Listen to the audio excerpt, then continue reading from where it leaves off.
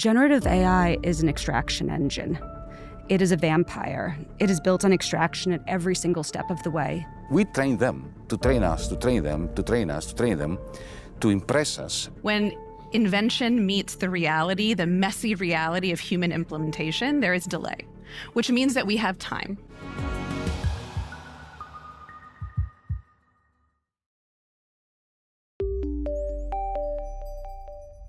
Preachers, poets, philosophers, politicians, all of us try to modify each other's behavior through persuasion, right? But now this is the first time in human history that we have machines dialectically related to us. We train them to train us, to train them, to train us, to train them, to impress us, win our trust, and then directly modify our behavior and even sell us things bypassing markets. That's not capitalism anymore, and therefore it is for them to be worried and excited by the prospect of having to tame this new form of machinery so they can become its masters, not to be its serfs. My concern is that isn't the algorithm just a reflection of society? Yeah. On the one hand, the technological progress that's taking place for the reasons we've just heard has a price associated with it. But we've also got to remember its extraordinary promise as well. You know, we live at a time of remarkable technological change. Almost every day we hear stories of systems and machines taking on tasks and activities, you know, that until recently we thought only human beings alone could ever do. They're making medical diagnoses and driving cars, drafting legal contracts and designing buildings, composing news reports and, you know, writing music.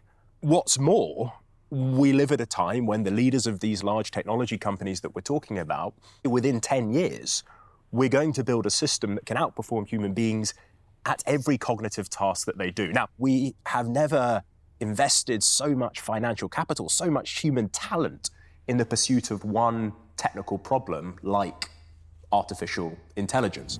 Everyone, I think, who has observed changes in the global and especially digital economy over the last few decades should be concerned about the growing concentration of power in the hands of these companies, about our inability to question their projections for the future, about their celebration of extremely individualistic ideology that imagines all of us as atomized individuals rather than collectives, about the power that they have accumulated over infrastructures such as artificial intelligence.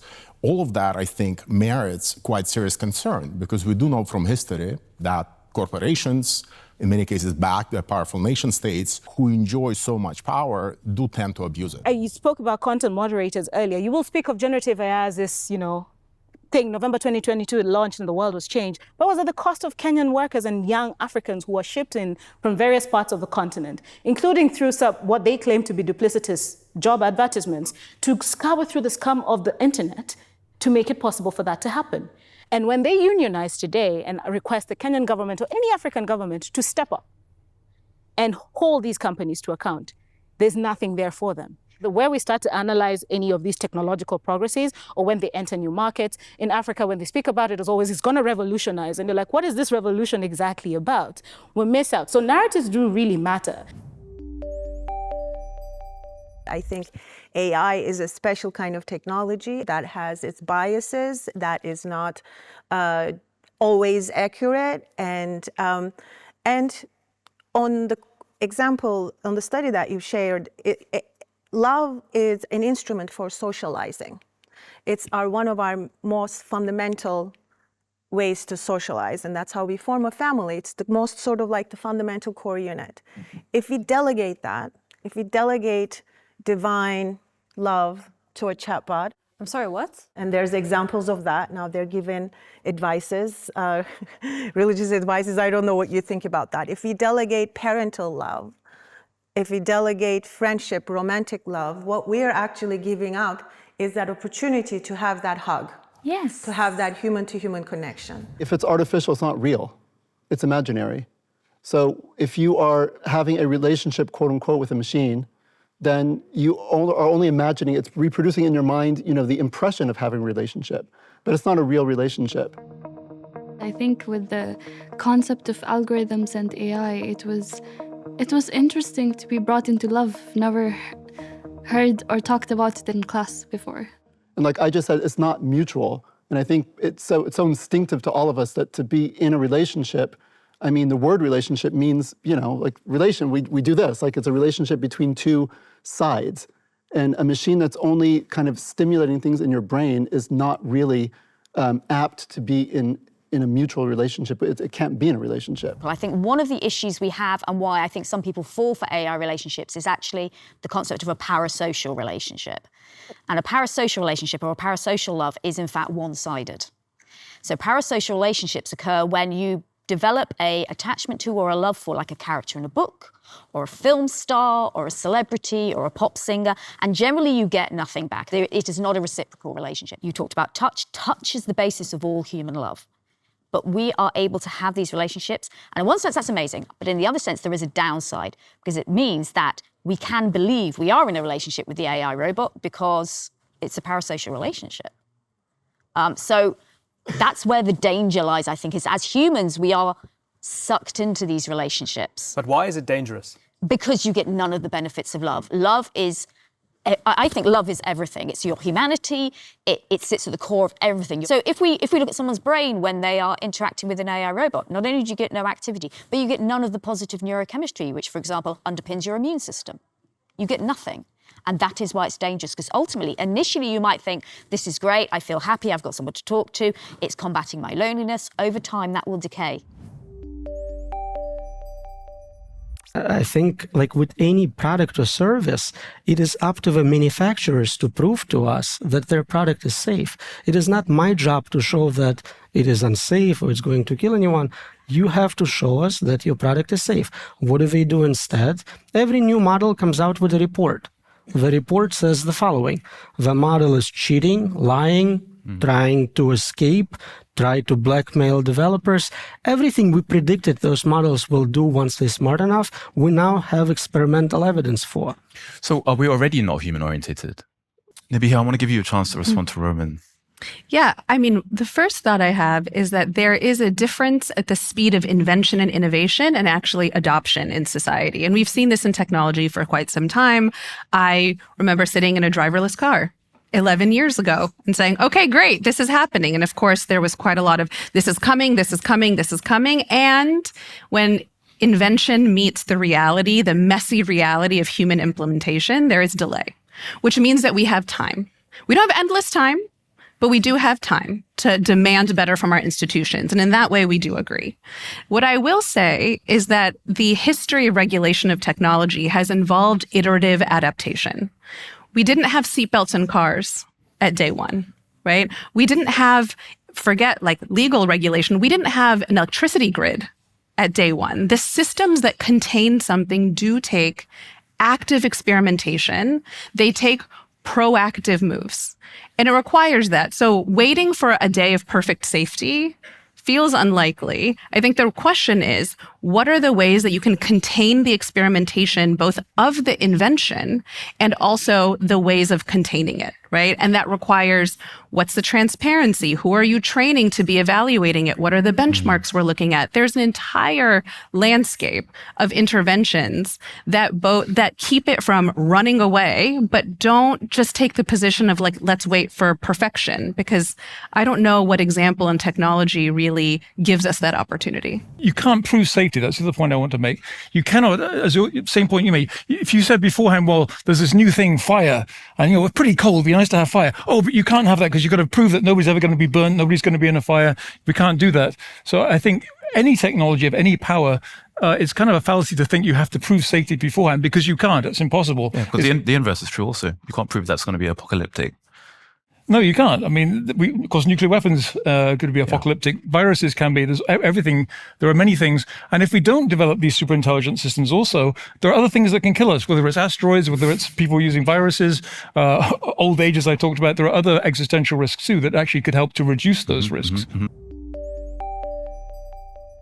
We've been reinventing ourselves over history anyway. So would AI help with that? I mean, what do you think about AI? It would help the destruction. I will disagree with that, but let Kamil finish. What does AI allow us to do is super efficiency, super information processing. So what's the use of that? oh, we can improve production. Right? Scalability, perhaps? Oh, we'll do it much faster. So already we are being destroyed by overproduction. And AI will help us to destroy ourselves much faster. I mean, no, this is, again, artificial intelligence is exactly that. It's artificial. It is a system. And it's not intelligence. It's just, yes, but let's not take it literally. It's a tool that we do have. And I agree with the fact that it's seen, and, unfortunately, I think this post-pandemic where everybody thinks AI is the silly images that they're creating on their phone. Yeah, how are we defining AI? I think that would be helpful. Building informational modeling has been there for since 200 years almost. We can monitor comfort, we can give feedback, you can make design better. This intelligence, where you gather data, you understand what the implications were, and you can therefore come up with solutions which are more. And again, it's not a linear graph. It goes up and down. So the thing is, people are associating artificial intelligence with what you see in the social media, but that is not the case. When we talk about computational design, the ability to take a lot of variables which can be adapted to each other. Exactly this, what we are talking about, rethinking how I would use timber and how can I, because we have also changed habits. It's not that I can just go back and create an extremely cellular space and people will be okay because, a traditional, we've done a lot of research on Nashti architecture, traditional palm leaf branch will give me 3.5 meters. But that's also, that's the result of utilitarian thinking. Just, there is no art in this reliability. Why is there no art in it? Because it's reliable on just answering simple questions. There are no big questions. There is no invitation to the imagination. There is no thinking about what kind of feeling this will become from this. There is no corresponding moral idea behind it. It just answering very simple questions like a builder. It's not an art. Even a builder would have more, sense with the material, with, there is, if you talk to any craftsman or a buildman who would have this relationship with the material, will have something of a discussion or a dialogue with its material, whereas it's just so reliable. Sorry, I'm going to stop you. I didn't stop you. Artificial intelligence, the way we are describing it currently, it is not something which has gone away and is doing my job. It is still a tool in my hands. I know. Where I'm trying to understand when you have whether traditionally in construction, in design, in having a higher thought on an architectural project, there are variables, there are Do you constants. believe that it can answer the ontological questions of art? But first, as an architect, my larger vision is amazing, but I need to address. The idea that you can have a larger vision is great, but as an architect, the first thing you're doing is solving a problem which is very physical and spatial. Yeah, but you need your imagination for that. Not for technical tool to answer it. But my imagination is for the ontological questions. I'm using artificial intelligence to answer the very factual, pragmatic variables which are required for construction. Generative AI is an extraction engine. It is a vampire. It is built on extraction at every single step of the way. All of these generators were trained on stolen images, and not merely, my stolen images, your stolen images, all of our stolen images, but people's private medical photos, pictures of their kids. All sorts of images were scraped up without consent and without compensation. It was a massive act of corporate theft.